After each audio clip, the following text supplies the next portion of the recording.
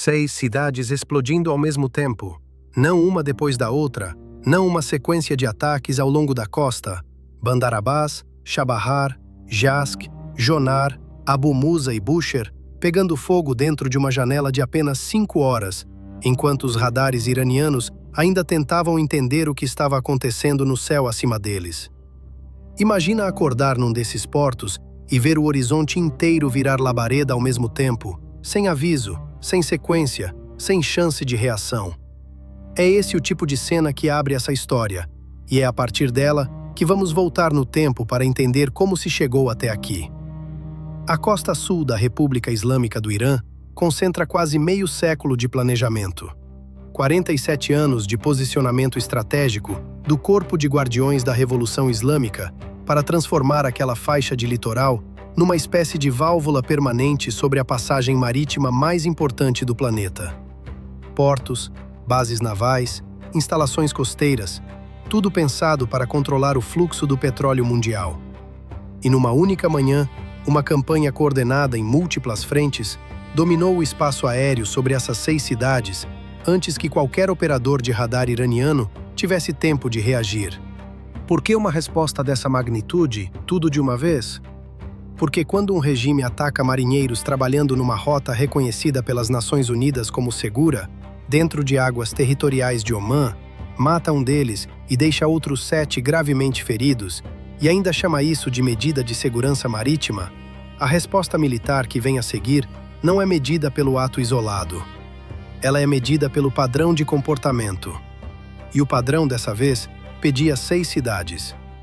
É assim que fica quando o exército mais poderoso da história humana deixa de calibrar sua resposta pela escalada pontual do Irã e passa a calibrar pela trajetória completa do regime. Uma trajetória que apontava para a extorsão permanente da economia global. A resposta aponta para a eliminação permanente da capacidade de sustentar essa extorsão. Mas é preciso voltar ainda mais no tempo, porque para entender por que 6 cidades queimaram numa janela de 5 horas naquela manhã específica, é preciso conhecer 2 navios que tornaram isso matematicamente inevitável, e a ficção jurídica que a figura política mais poderosa do regime usou em sua própria defesa enquanto as chamas ainda subiam.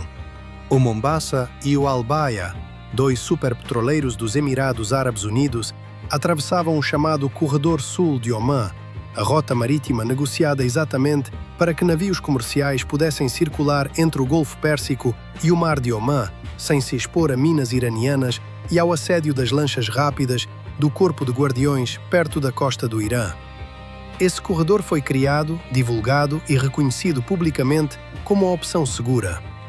Era a rota que qualquer operador de navegação comercial, qualquer seguradora marítima e qualquer tripulante que calculasse riscos ao cruzar o estreito considerava a alternativa de baixo risco às rotas do norte. O Corpo de Guardiões atacou os 2 navios nessa rota com mísseis de cruzeiro. Um tripulante morreu. 7 ficaram gravemente feridos. E o nome que o regime deu ao que fez ao Mombasa e ao Al-Baia foi Arranjo de Passagem Segura. Não é uma interpretação livre, é a formulação exata usada pelo presidente do parlamento iraniano, Mohammad Bagher Kalibaf, quando publicou nas redes sociais um trecho do memorando de entendimento assinado pelo Irã, o trecho que compromete o país a fazer, com seus melhores esforços, os arranjos para a passagem segura de embarcações comerciais, apresentando essa cláusula como justificativa para o que acabara de acontecer com 2 petroleiros e suas tripulações numa rota reconhecida pela ONU como segura. O míssil de cruzeiro que atravessou o casco virou arranjo de passagem segura. O tripulante morto virou resultado dos melhores esforços do Irã. Os 7 feridos graves viraram consequência do cumprimento das obrigações do país. A distância entre essa retórica e a realidade operacional que ela descreve não é um mal-entendido diplomático. É uma declaração pública, feita pela figura mais proeminente do regime, de que a República Islâmica reivindica soberania administrativa sobre uma via marítima internacional, e que o exercício dessa soberania inclui o direito de destruir qualquer embarcação que cruze aquela rota. Não é uma aprovação. É a arquitetura jurídica de um esquema de proteção mafiosa aplicada a 20% do fornecimento diário de petróleo do mundo, vestida com a linguagem de um acordo diplomático que o próprio regime assinou e violou simultaneamente. A resposta do Comando Central americano a essa declaração foi justamente essas 6 cidades numa janela de 5 horas. E agora entra a parte mais inquietante de toda essa história, porque a explicação para o motivo pelo qual o Mombasa e o Al-Baia foram atacados muda completamente a forma como se deve interpretar qualquer declaração diplomática, qualquer referência a acordos e qualquer postura de negociação que o regime produziu nos últimos meses. A liderança em Teherã, o governo nominal, o parlamento, o gabinete do líder supremo, operando através de comunicados, o aparato diplomático que foi a Versalhes assinar acordos, tudo isso parece não estar mais dando as ordens no Estreito de Hormuz. As evidências operacionais das últimas semanas apontam consistentemente para uma estrutura de comando em que almirantes e generais que comandam o Teatro Marítimo do Sul adquiriram um grau de autonomia decisória que, na prática, inverteu a cadeia de comando. Os comandantes do Corpo de Guardiões que controlam a frota de ataque rápido, as baterias de mísseis costeiros, a capacidade de minagem e as redes de drones que vêm atacando navios comerciais operam segundo lógica própria. Eles não recebem ordens de ataque de Teherã. É Teherã quem está cobrindo decisões que o comando do Estreito já tomou sozinho. A razão institucional para essa inversão é bem específica. Os generais que comandam o Estreito construíram sua identidade institucional, sua autoridade orçamentária, sua relevância pessoal e seu acesso aos recursos que o Corpo de Guardiões destina ao Teatro Marítimo do Sul em torno de uma única capacidade: a de ameaçar e interditar a navegação comercial. É essa capacidade que justifica a existência deles dentro da hierarquia do Corpo de Guardiões. É isso que lhes dá poder sobre o aparato político em Teherã. A ameaça implícita de que um comando militar que controla o ponto de estrangulamento marítimo mais estratégico do mundo tem mais poder real do que qualquer governo, num país onde é justamente o exército quem controla o governo. Eles não são subordinados a Calibaf. É Calibaf quem é subordinado a eles, mesmo que a cadeia formal de comando diga o contrário, mesmo que as declarações públicas de Calibaf mantenham a encenação de autoridade civil sobre as operações militares. Essa é a única explicação coerente para a sequência específica de eventos que resultou nos ataques ao Mombasa e ao Al-Baia. Calibaf defendia publicamente o cumprimento do acordo pelo Irã no exato momento em que o comando do Estreito disparava mísseis de cruzeiro contra navios na rota segura reconhecida pela ONU. A televisão estatal iraniana cortou a transmissão de Calibaf no meio de uma frase na semana seguinte. Clérigos ligados ao Corpo de Guardiões chamaram publicamente o acordo de traição. Nenhuma dessas coisas acontece num governo unificado, onde o aparato político civil controla as operações militares. Todas elas acontecem quando o comando militar no teatro de operações concluiu que o aparato diplomático civil é um obstáculo à missão institucional e tem poder para agir sobre essa conclusão sem consequências vindas de cima. A implicação para qualquer estrutura diplomática é direta e desconfortável. Qualquer acordo assinado por Calibaf não vincula os generais do Estreito. Eles não são subordinados dele. Ele é a função de relações públicas deles. E o Mombasa e o Al-Baia são a prova dessa relação, executada em águas territoriais de Omã, numa rota segura reconhecida pela ONU, enquanto Calibaf citava nas redes sociais a cláusula sobre passagem segura. Agora, o pacote de ataque que seguiu os ataques aos petroleiros. Porque 6 cidades pegando fogo simultaneamente numa janela de 5 horas não é obra de uma única arma ou de uma única plataforma. É uma arquitetura de campanha multidomínio, em camadas, executada contra um conjunto específico de alvos, com uma lógica de sequenciamento que levou anos de doutrina para ser desenvolvida e poucas horas para ser executada. O pacote começa com a guerra eletrônica. O Zefea 18 Growler, a variante dedicada de ataque eletrônico do Super Hornet, cuja missão inteira é impedir que o adversário veja o que está chegando, entram primeiro no espaço de batalha, saturando o quadro de radar costeiro iraniano com ruído eletromagnético nas faixas de frequência, das quais os sistemas de mísseis superficiar dependem para obter soluções de tiro. O Growler não destrói estações de radar, ele as cega. Cria uma janela de capacidade sensorial degradada, através da qual o restante do pacote avança, sem oferecer o retorno de radar limpo que uma bateria de mísseis precisa para gerar uma geometria de engajamento e se comprometer com um disparo.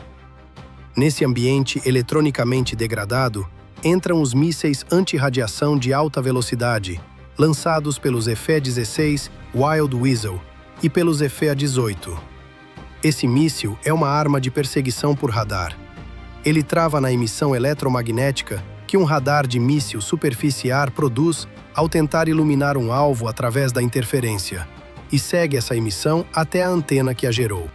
A escolha do operador de radar iraniano é binária, e as duas opções levam ao mesmo resultado: ficar apagado e deixar o pacote de ataque passar sem contestação, ou ativar o sistema e se tornar o destino do míssil.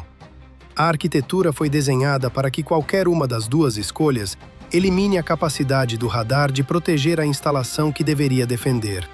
Atrás dos jammers e dos caçadores de radar, vêm os EFE-15 Strike Eagle, carregando o armamento pesado que alcança aquilo que o Corpo de Guardiões passou anos escondendo. Bombas de 1000 quilos para nós de comando e estruturas de quartel-general reforçadas, e bombas de mais de 2 toneladas, capazes de penetrar bunkers para os alvos mais profundos, as instalações que o Corpo de Guardiões construiu dentro de colinas e enterrou sob concreto armado e rocha, exatamente porque sabia que munições de precisão mais leves não alcançariam o que estava guardado ali dentro. As explosões secundárias em Bushehr são o elemento mais importante analiticamente de todo esse pacote de ataque, e ainda não receberam a atenção que merecem. Quando a detonação de uma única arma primária produz uma cascata de explosões subsequentes que crescem em intensidade em vez de diminuir, quando o fogo se alimenta e as explosões se multiplicam, isso está dizendo exatamente o que estava armazenado dentro da estrutura. Propelente de foguete para mísseis balísticos queima de forma diferente de munição convencional estocada. O padrão sustentado e crescente das explosões secundárias em Bushehr indica que a bomba penetrante de bunker atingiu um depósito de propelente de mísseis, justamente o material que alimenta o arsenal balístico que o Corpo de Guardiões vinha disparando contra capitais do Golfo e contra embarcações comerciais. A estrutura reforçada foi construída para proteger aquele propelente. A arma penetrante chegou até lá. As explosões secundárias são o que estava guardado ali dentro, pegando fogo. E mísseis balísticos sem propelente deixam de ser mísseis balísticos. Viram tubos de metal dentro de uma instalação subterrânea arruinada. Vale mencionar o problema dos alvos falsos, porque faz parte da estratégia ativa de contramedidas do Corpo de Guardiões. E fica claro que o Comando Central não caiu nessa armadilha. O Corpo de Guardiões instala estruturas isca, projetadas para se parecerem, vistas de cima, com sítios ativos de mísseis e nós de comando, especificamente para desviar o armamento americano de alvos reais para réplicas sem valor nenhum. Neutralizar isso exige inteligência humana sobre quais sítios são reais e quais são iscas, cobertura persistente de vigilância por tempo suficiente para observar padrões operacionais que distinguem instalações ativas de inativas, ou inteligência de sinais que identifique tráfego de comunicações associado a sítios funcionais, em contraste com iscas inertes. A seleção de alvos do Comando Central no pacote das 6 cidades não produziu explosões em sítios isca. Produziu explosões secundárias. As iscas não explodem quando atingidas, porque iscas não contêm propelente, munição ou equipamento militar funcional. O padrão de explosões secundárias em Bushehr é a assinatura operacional de um alvo real, corretamente identificado, e representa tanto a capacidade da inteligência americana quanto os limites do engano iraniano, diante de uma arquitetura de vigilância que vinha observando o comportamento da costa iraniana havia meses. Os drones EMEC-9 Reaper fornecem a cobertura persistente de inteligência, vigilância e reconhecimento que torna todo esse pacote de ataque possível. Essa é a capacidade mais difícil de visualizar e mais decisiva em termos do que ela permite. Uma plataforma de vigilância pairando em altitude sobre um trecho da costa iraniana por horas acumula um retrato comportamental completo de tudo o que acontece lá embaixo. Movimentação de veículos, atividade de pessoal, assinaturas térmicas, padrões de acesso, os pequenos comportamentos humanos que distinguem uma instalação militar ativa de sua versão disfarçada. O Corpo de Guardiões investiu pesado em camuflagem, enterrou baterias de mísseis costeiros em acidentes geológicos, posicionou lançadores para aparecer em terreno comum visto de cima e construiu sua infraestrutura de comando debaixo da terra, especificamente para driblar as passagens periódicas de satélite que caracterizavam gerações anteriores de vigilância. A vigilância persistente e contínua derrota esse método de ocultação, não enxergando através da disfarce, mas enxergando através do comportamento das pessoas que a mantêm. O míssil de cruzeiro antinávio de origem chinesa, escondido em faces de rocha costeira com capacidade de lançamento retrátil, não se revela por parecer diferente do terreno ao redor. Ele se revela pelos padrões de acesso, pelas visitas de veículos, pelos cronogramas de manutenção, pelos deslocamentos de pessoal que o conectam aos humanos que o operam. O Reaper enxerga os humanos, o pacote de ataque alcança a arma. Satélites da Força Espacial Americana complementam esse quadro de vigilância na camada orbital, conectando a imagem costeira ao teatro operacional mais amplo. A combinação de vigilância aérea persistente com vigilância orbital cria uma arquitetura sem lacunas de cobertura em toda a zona costeira iraniana. A doutrina de ocultação do Corpo de Guardiões foi construída para um mundo onde essas lacunas existiam. Nesse teatro de operações, agora, elas não existem mais. E chegamos à montanha Pickaxe, porque o ataque simultâneo às 6 cidades e a campanha em curso contra a infraestrutura costeira do Corpo de Guardiões não são a operação final dessa sequência. São a preparação para ela. A declaração pública de Trump de que a montanha Pickaxe está pronta para o que ele chamou de um grande e gordo tiro não é retórica. É o pré-anúncio do objetivo final e específico da infraestrutura nuclear que ainda resta, o alvo para o qual toda essa campanha vinha sistematicamente limpando o caminho. E entender a sequência específica de armas que seria aplicada contra essa montanha é essencial para entender por que a campanha anterior, incluindo 6 noites seguidas de ataques, não era o evento principal. A montanha Pickaxe é o último componente relevante do programa nuclear iraniano que ainda não foi definitivamente resolvido pelos ataques anteriores com as bombas penetrantes de bunker de 14 toneladas. Essa é a arma de 14 toneladas que existe para essa missão específica e apenas para ela, lançada pelo bombardeiro furtivo B-2 Spirit, projetado para penetrar formações geológicas reforçadas em profundidades que nenhuma munição convencional jamais alcançou antes. O cálculo de mira para um ataque desses contra uma instalação dentro de uma montanha exige software classificado que mapeia a composição geológica específica da formação, calcula a profundidade de penetração da arma contra aquela densidade e resistência de rocha específicas e determina quantas armas, em qual sequência de entrega, são necessárias para alcançar a profundidade do alvo. Isso não é um cálculo que dá a mesma resposta para alvos geológicos diferentes. Calcário se comporta de forma diferente do granito sob munição penetrante. A profundidade da instalação, a composição da cobertura acima dela, a estrutura específica da rocha sobre o alvo, todas essas variáveis entram numa solução de mira única para aquela montanha específica que está sendo atingida. É um problema de engenharia com uma solução de engenharia específica. E a solução para a montanha Pickaxe já foi calculada. Essa solução de engenharia pode exigir um abridor de caminho antes. A bomba de mais de 4 toneladas de efeito de explosão em área, que não foi projetada para penetração, e sim para destruição em área na superfície, cuja letalidade vem da onda de sobrepressão atmosférica, não do impacto cinético, quando lançada sobre a geometria de entrada de uma instalação dentro de uma montanha, antes da chegada da bomba penetrante, pode colapsar túneis de acesso secundários, que serviriam como rotas alternativas de entrada e fuga. Pode limpar posições defensivas de superfície, que complicariam a aproximação dos bombardeiros.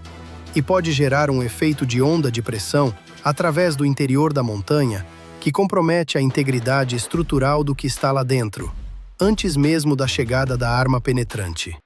Uma detonação atmosférica de superfície, seguida por uma arma penetrante de 14 toneladas. Explorando a geometria estrutural alterada, não é redundância.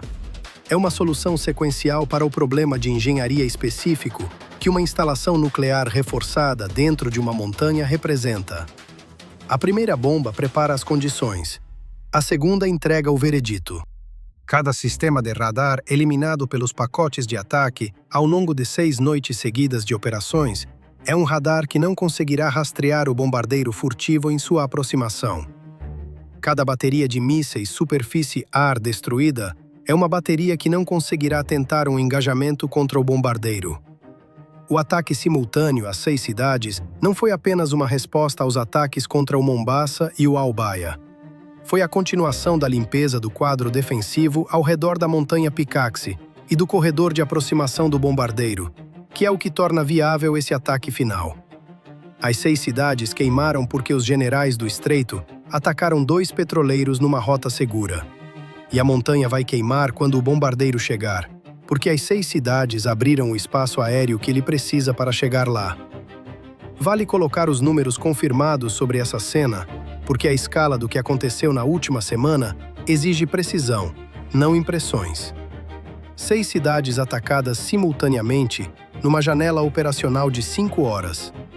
Um tripulante do Mombasa e do Al-Baia confirmado morto. Outros 7 gravemente feridos. Mais de 50 mil manifestantes iranianos confirmados mortos pelo regime durante o período do conflito, um número que explica muito mais sobre o motivo pelo qual a população iraniana não está nas ruas exigindo a saída do regime do que qualquer análise sobre consciência política ou capacidade de organização. O bloqueio naval foi reinstaurado pela segunda vez em 3 meses, um padrão que mostra que esse bloqueio está deixando de ser uma medida emergencial e virando um traço permanente da postura estratégica americana no Estreito. O Reino Unido completou a designação total de organização terrorista, tanto para o Corpo de Guardiões quanto para a própria República Islâmica do Irã, o que é diferente da designação anterior, porque agora cria exposição jurídica para qualquer pessoa conectada ao aparato governamental e financeiro da República Islâmica, e não apenas ao seu braço militar. Caças dos Emirados Árabes Unidos, confirmados atacando ativamente alvos dentro do Irã, com a contribuição operacional da coalizão passando de simplesmente hospedar forças americanas para conduzir operações ofensivas independentes sobre território iraniano. A Arábia Saudita atacando ativamente infraestrutura Houthi no Iêmen, para impedir que a rede de procuradores do Corpo de Guardiões abrisse uma segunda frente de assédio marítimo nas aproximações do Canal de Suez. Esse último ponto merece uma pausa, porque a situação Houthi no Iêmen e o ataque a 6 cidades na costa sul do Irã não são histórias separadas acontecendo em paralelo. São a mesma história sendo conduzida em 2 teatros ao mesmo tempo. A doutrina estratégica da República Islâmica de usar forças por procuração para estender seu alcance de ameaça além do que seu exército convencional conseguiria projetar sozinho, foi a base da arquitetura de dissuasão do regime por 4 décadas. O Hezbollah no Líbano, o Hamas em Gaza, as milícias ligadas ao Corpo de Guardiões no Iraque, os Houthis no Iêmen. Cada uma dessas formações representava uma capacidade que o regime poderia ativar em caso de confronto militar direto com os Estados Unidos. Uma rede de ameaça pensada para tornar proibitivo o custo de atacar o Irã, ameaçando instabilidade regional simultânea em múltiplos teatros. Essa rede está sendo desmontada, teatro por teatro, com uma deliberação que os ataques isolados em território iraniano tendem a esconder. A Arábia Saudita não está atacando a infraestrutura Houthi no Iêmen porque enxergou uma janela de oportunidade. Está atacando porque o sequenciamento operacional dessa campanha chegou a fase em que a rede de procuradores precisa ser neutralizada antes que a fase final da operação contra o Irã prossiga. 3 frentes convergindo, e é a pressão simultânea delas que produz um efeito maior do que qualquer componente isolado conseguiria. Tratar essas frentes como histórias paralelas é o erro analítico que a maior parte da cobertura comete.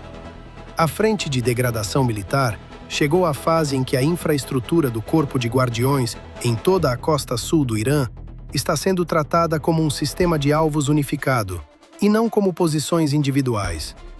6 cidades queimando simultaneamente numa janela de 5 horas não é uma coleção de ataques isolados.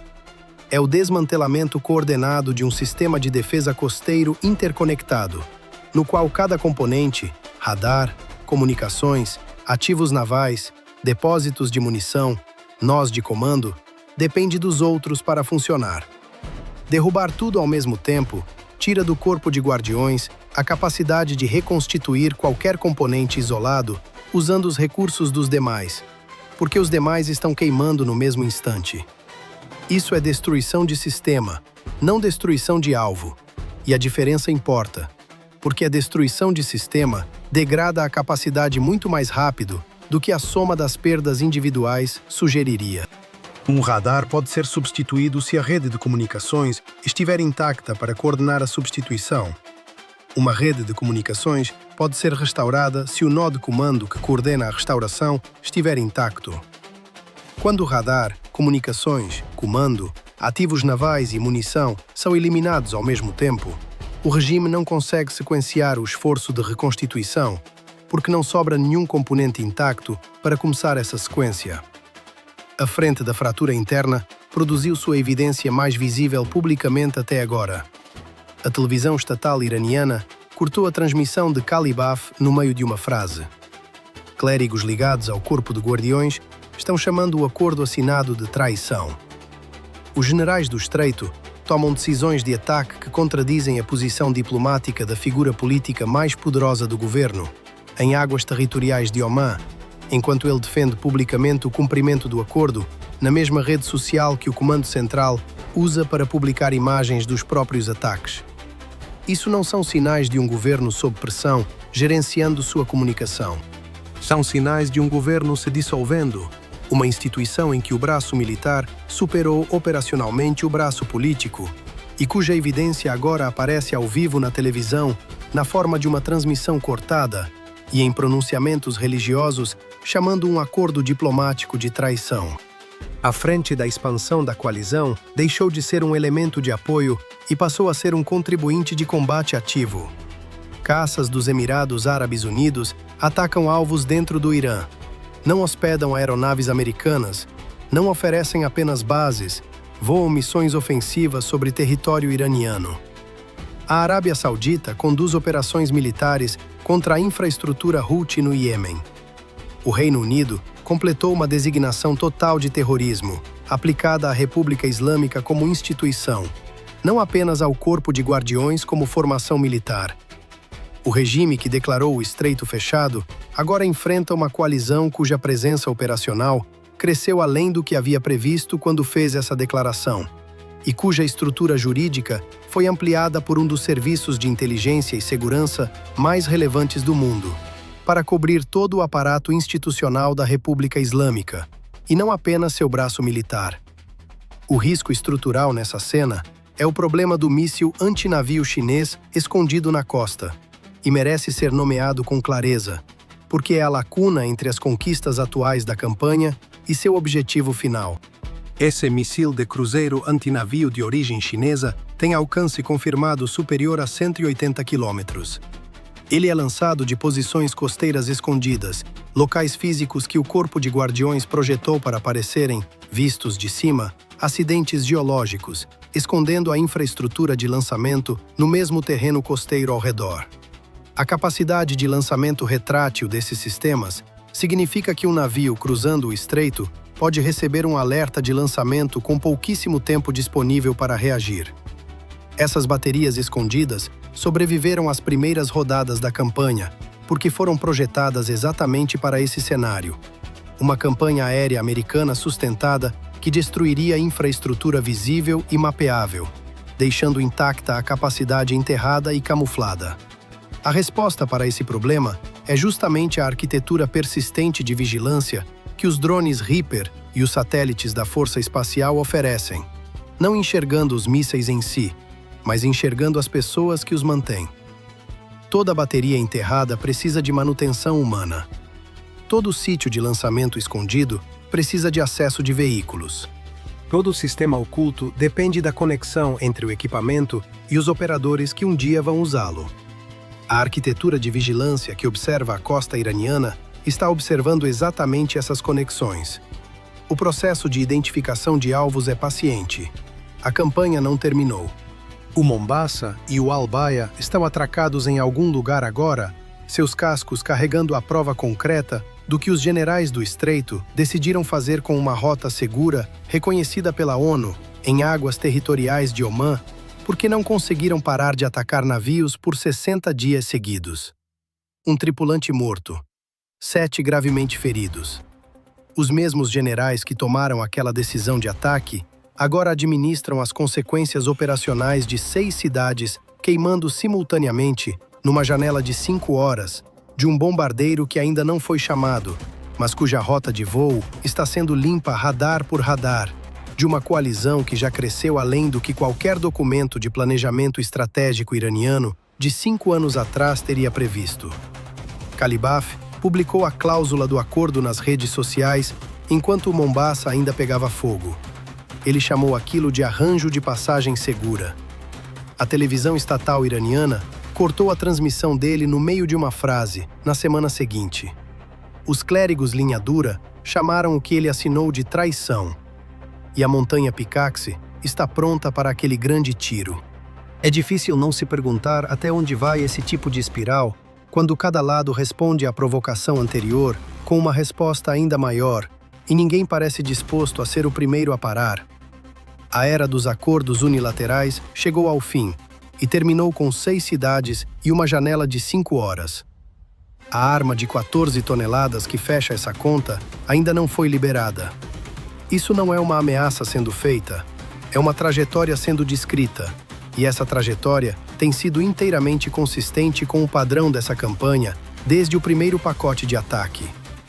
Cada decisão de escalada do Corpo de Guardiões produziu uma resposta americana maior.